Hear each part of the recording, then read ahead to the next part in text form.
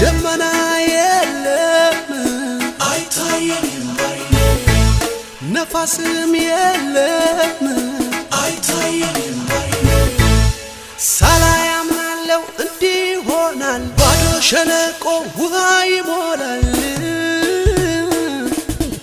ይሄ ነው የገባኝ ዝም ብሎ መዘመር ሁኔታው ያለ እግዚአብሔርን ማክበር ይሄ ነው የገባኝ ዝም ብሎ መዘመር ሁኔታው ያለ እግዚአብሔርን ማክበር ደመና የለም አይታየኝም ባይኔ ነፋስም የለም አይታየኝም ባይኔ ሳላይ አምናለው እንዲሆናል ባዶ ሸለቆ ውሃ ይሞላል